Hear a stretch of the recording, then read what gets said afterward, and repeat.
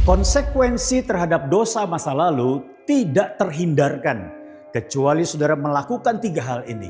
Saudara yang kasih dalam Tuhan, dalam kitab Zefanya kita menemukan sebuah situasi kegeraman yang luar biasa Tuhan terhadap umatnya yang melakukan perbuatan dosa dan pelanggaran.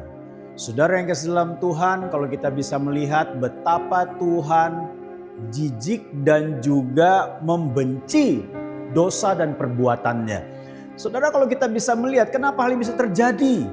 Karena umatnya, karena orang-orang menganggap Tuhan tidak berbuat apa-apa ketika mereka melakukan perbuatan dosa. Ketika mereka bersalah, ketika mereka terus melanggar firman Tuhan.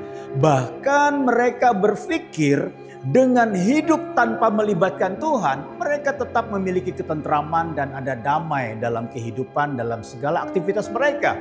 Saudara, kalau kita bisa melihat di dalam Zefanya pasal yang kedua, kita menemukan sebuah jalan keluar di mana Tuhan memberikan 3 langkah supaya penghakimannya tidak terjadi kepada orang-orang yang membelakangi dia. Yang pertama adalah berkembalilah kepada Tuhan atau berbaliklah kepada Tuhan. Artinya adalah meninggalkan dosa dan pelanggaran.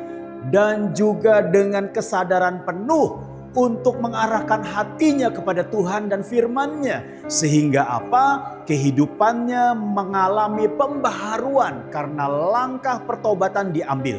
Kemudian yang kedua adalah bertindak menurut kehendak-Nya. Artinya apa? Umatnya mulai menselaraskan keinginan hatinya, kehendak hatinya dengan kehendak Tuhan yang membawa mereka ke dalam pengudusan, yang membawa mereka ke dalam rancangan damai sejahtera yang sejati, yang membawa mereka ke dalam perlindungan Tuhan yang sempurna.